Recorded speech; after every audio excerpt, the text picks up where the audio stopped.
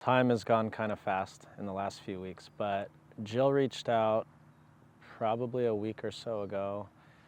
I had reached out to her previously just to check in. We check in every once in a while. We got to know each other in the 2015 World Cup run when they won. I went to Vancouver and saw them in the final. So checked in. She sent me a message and said, hey, we're in the process of looking for a new coach. Are there any names you know might recommend? And I thought about it for a little bit. I didn't respond for a few hours, and I talked to my wife and I said, that could be interesting. And so I sent Jill a message back and said, there's some people I could think of, but I would also be interested if you want to have that conversation. And she called and we started the process. So you've observed training now for one day. What were some of your first impressions, first thoughts? I got really excited watching. There's a lot of good qualities with a lot of the players. There's some pretty bad habits that we can break pretty quickly, which is exciting for me. And I think there's a willingness and an excitement by all of these women to probably have a fresh start and get going and push towards a really good end of the season.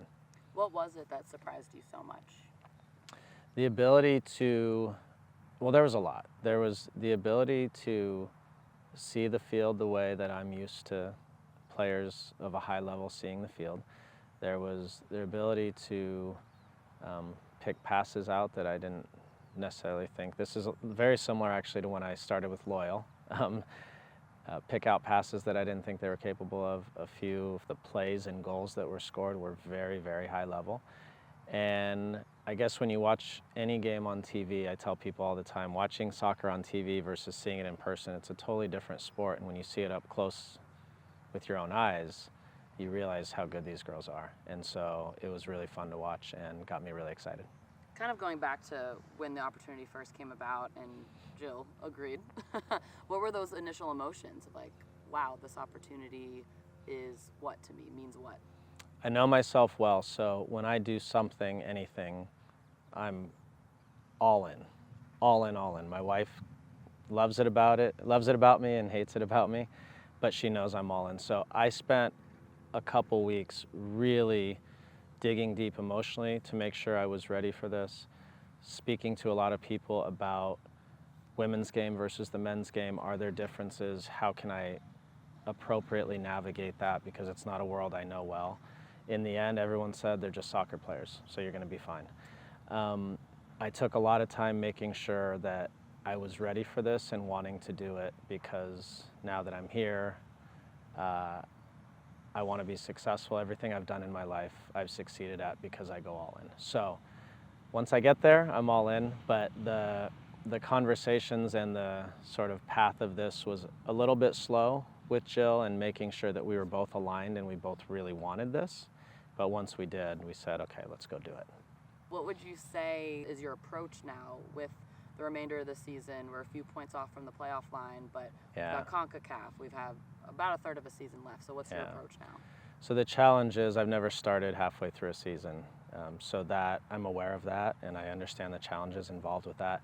You don't have a preseason to get the team playing the way you want. So the challenge will be, how do we get results while starting to build the way I want the team to play? And that will be tricky, but I think they're up for it. One thing that was very clear to me when I was watching training, how engaged they were with the coaches, with Paul, and it looks like they're eager and desperate to learn and succeed and do well. And so that's a great starting point to have. So for me, I'm excited by that. This is going to be a completely different way of playing than I think any of them have ever played, but I think they'll be excited about that, and I know they will enjoy it a lot. What do you take from your playing experience as a coach? You had several years with the Loyal and here now, but when you made that transition from player to coach, what did you take from your playing experience? So I view this job in three roles: managing people, situations, anything that can happen. coaching, which is getting the team to do what you want it to do as a whole and lead it in the right direction, and then teaching. And I think people forget about teaching a lot in this role. I love teaching. My grandma, mom, and sister were all teachers, are teachers. So teaching's in my blood. The individual parts of what I did as a player, I pass on to the players in quick little tidbits and quick little moments, and I can help them in that way. What I've really improved at since I first started coaching was the coaching part of getting the team to do what I want it to do. Most of my career, I was a captain or a leader, so I'm used to managing people and understanding how people work and operate. It's different in a team environment when you're managing a whole team, but I got pretty good at that with Loyal too. So I feel confident now that all three aspects I can handle. Obviously, you can't do it alone. You need people around you who help do that, but I'm really excited to help individually each player get better and be the best they can, and then get the team moving in the right direction. You've been in San Diego for a couple years and have seen the evolution of the Wave and the fan base. How have you seen that fan base grow and the passion for this team in such a short amount of time? The Wave have quickly grabbed this city and entertained the city and become, I think, an institution in a short period of time in this city. So I'm excited to be part of it. I love this sport. I've been involved in every single level of this sport except on the women's side, and so now I get to do that as well. And I love this city. I love this community. I've spent 9 years now helping soccer grow here, and this is the next step. Players are going to enjoy the style of play, but what can fans expect, without you revealing too much of tactics, but what can fans expect for the style of play that they're going to see? Yeah, it's hard to explain in a minute soundbite what it's going to look like. I would encourage people, if they can, go watch a San Diego Loyal game from the past, find some video and watch a few games, and you'll understand quickly what we're about. The way the game is going to look eventually is us dominating the game with the ball and having control of the game in the way we want it to look. So it's not, we don't walk out on the field and roll the dice or flip a coin and see who's going to win that day. We go out on the field with a really clear identity as to how we're going to play. And every year with the Loyal, in 4 years, out of 24 teams, we were first and second in possession percentage, passes completed, goals scored, expected goals scored, entries into the final third, entries into the penalty area.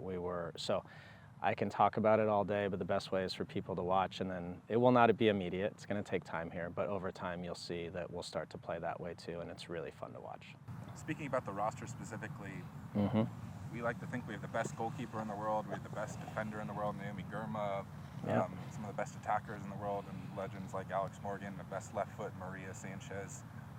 Just as you look at the roster, like, how do you view the strengths of the team and what can help this team win?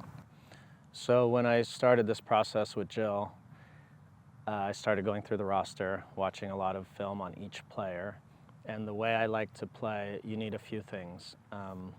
You need center backs who can play with who can play really high up the field and deal with 1v1, 2v2 situations.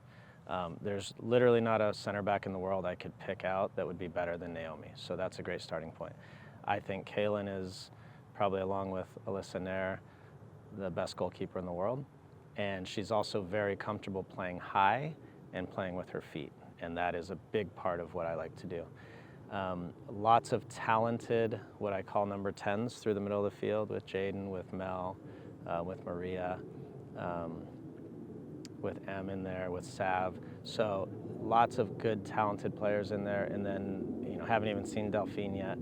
And that'll be exciting to have her there. Alex speaks for herself. Her career speaks for herself. I'm excited to get her going again this year. I know she still has it in there, and I'm excited to help her achieve that. I've been through tough stretches. I've been cut by a national team before a World Cup, so I feel her pain in that way, and I know it's hard. But I'm excited to see her finish these, last few years, to see what she's still capable of, because she's been a legend in this sport and she's meant so much to this game.